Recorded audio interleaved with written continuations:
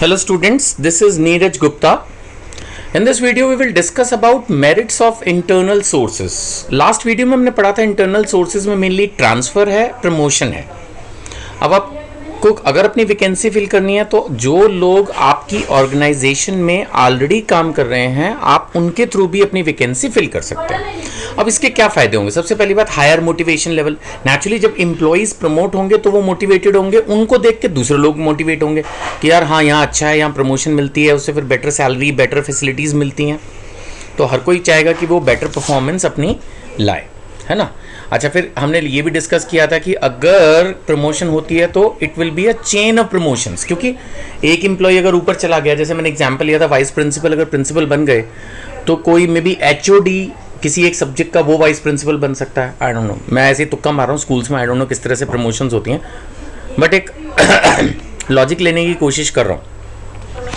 तो उससे एम्प्लॉयज़ जो हैं वो अपनी परफॉर्मेंस को इम्प्रूव करना चाहेंगे. उनके ऑर्गेनाइजेशन के प्रति जो कमिटमेंट है, लॉयल्टी है. कमिटमेंट होता है ना कि हाँ हमें अब इसी कंपनी में रहना है. लॉयल्टी माने होता है ईमानदार रहना है यार, ये नहीं कि कोई देख नहीं रहा तो चलो गप्पे मारते हैं, घूमते नहीं. दे विल फील कि हाँ हमें अच्छा परफॉर्म करना है, so that we can prove to the management, we can prove to the decision making authorities that we are worth a person. Then simple process. आप सोचो ना, बाहर से आप किसी एम्प्लॉय को लाओगे, पूरा प्रॉपर रिक्रूटमेंट होगी, फिर सिलेक्शन होगा, ओरिएंटेशन होगी, ट्रेनिंग होगी. ये तो सिंपल है. ऑलरेडी एम्प्लॉय आपको जानता है, आप एम्प्लॉय को जानते हो. Next, develops future managers. Naturally अगर आप अपने ही यहीं से एम्प्लॉयज़ को प्रमोट कर रहे हो तो धीरे धीरे धीरे धीरे सभी एम्प्लॉयज़ प्रमोट होते चले जाएंगे and it will be like a regular process. At least senior पोस्टों पे आपको बाहर से एम्प्लॉयज़ नहीं बुलाने पड़ेंगे, है ना. So promotion and transfer provides training ground for developing the middle and top level managers. होता क्या है कि आप एक छोटी पोस्ट पे, लोअर लेवल मैनेजमेंट पर या वर्कर लेवल पर, क्लर्क लेवल पर, सुपरवाइजर लेवल पर फिर भी बाहर से एम्प्लॉय डायरेक्ट अपॉइंट कर सकते हो. बट सीनियर पोस्ट पे उसको कंपनी की जो टॉप मैनेजमेंट है, जो ऑनर्स हैं, फाउंडर्स हैं, डायरेक्टर्स हैं, वो क्या चाहते हैं, उनका विजन क्या है, उसको समझना बहुत ज़रूरी होता है. तो उस एंगल से अगर इंटरनली ही किसी को प्रमोट कर दिया जाए तो ज़्यादा अच्छा रहता है. No need for induction training. Yes, ये तो है ही ना. अभी मैंने बोला ना, अरे एम्प्लॉय ऑर्गेनाइजेशन को पहले से जानता है तो उसको ये बताने की ज़रूरत तो नहीं है ना कि हमारी कंपनी क्या करती है, हमारी कंपनी टर्नओवर कितनी है, कितने ऑफिसेज हैं, कौन बॉस है, कौन जूनियर है, कौन सीनियर है. कुछ समझाने की ज़रूरत नहीं है. उसको सारा पहले से पता है, कब छुट्टी होती है, कब सैलरी मिलती है. ठीक है ना. तो यार ऑलरेडी यहाँ लिखा भी है, existing employees are already familiar with the work environment, so there is no need for induction. No over और अंडर स्टाफिंग. हाँ ये भी है ना भाई, अगर कहीं पर भी स्टाफ कम है और कहीं ज़्यादा है तो वहाँ से उठा के अगर आपने कर दिया एडजस्टमेंट तो दोनों डिपार्टमेंट करेक्ट हो गए. जहाँ ओवर स्टाफिंग थी वहाँ से स्टाफ हट गया, जहाँ अंडर स्टाफिंग थी वहाँ स्टाफ आ गया. तो ये तो फ्री में काम हो गया और फ़ायदा ही है, इकोनॉमिकल. नेचुरली आप बाहर से एम्प्लॉय लाओगे, आमतौर पे उसमें कुछ ना कुछ खर्चा करोगे, ऐड पे करोगे, कंसल्टेंट को पैसे दोगे, कुछ तो करोगे ना.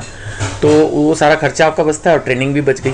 जो बेसिकली ओरिएंटेशन ट्रेनिंग है वो भी अपने आप में एक बहुत बड़ा प्रोसेस है. और इन जनरल कई बार कंपनीज़ के कुछ टिपिकल सॉफ्टवेयर, ERP सिस्टम्स वगैरह होते हैं, वो हर ऑर्गेनाइजेशन के डिफरेंट हो सकते हैं. तो ऐसे में अगर आप बाहर से एम्प्लॉय लाओगे तो उसको सब सीखना समझना पड़ेगा. और इंटरनली अगर आपने किसी को प्रमोट या ट्रांसफ़र किया तो उसको सब पहले से पता ही है. तो definitely it's also economical. But इसके कुछ डिसएडवांटेज भी हैं. पहला, लैक ऑफ फ्रेश टैलेंट. बाहर दुनिया में जो नए नए लोग पढ़ लिख के आ रहे हैं वो तो फिर मिलेंगे नहीं आपको. जो है अंदर, जैसा भी माहौल है, जैसे भी आपके पास एम्प्लॉयज़ हैं, एक फ्रेश टैलेंट की बात कुछ और होती है. फ्रेश ब्लड, उनकी फ्रेश थिंकिंग होती है, न्यू आइडियाज़ होते हैं, वो सब कुछ नहीं होगा.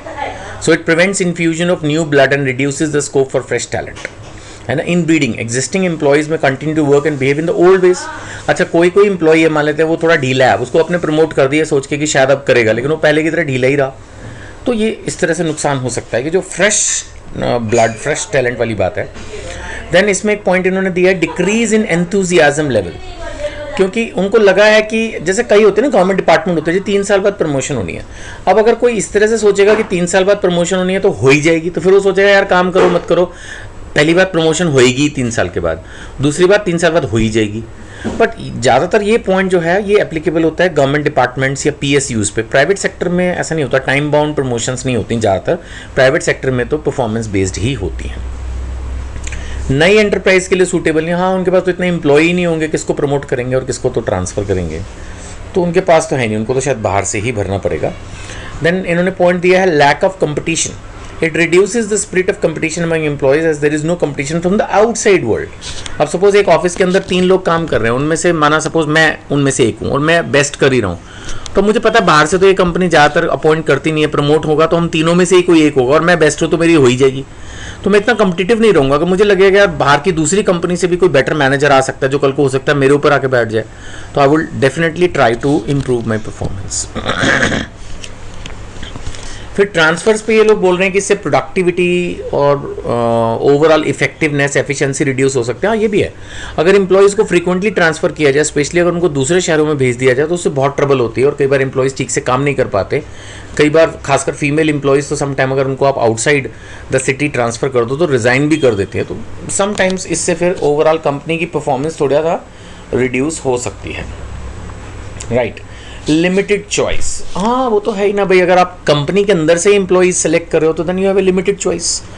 वही वाली बात है ना, अगर आप फ्रेश टैलेंट सर्च करते हो बाहर जाके, तो फिर बाहर से तो चाहे आप हज़ारों में से लाखों में से चुन लो. मतलब आपकी अपनी कैपेसिटी है, आप कितना करना चाहते हो. लेकिन अगर आप कंपनी में सपोज 40 एम्प्लॉयज़ हैं, उन्हीं में से प्रमोट करके मैनेजर बनाना चाहते हो, तो फिर उन 40-40 में से ही आप देख पाओगे. उसके बियॉन्ड तो आप जा ही नहीं सकते. So definitely if you are going for internal sources, it has a limited scope, limited choices. ठीक है ना. So I hope it is all easy. In the next video we'll start discussion about external sources. Thank you.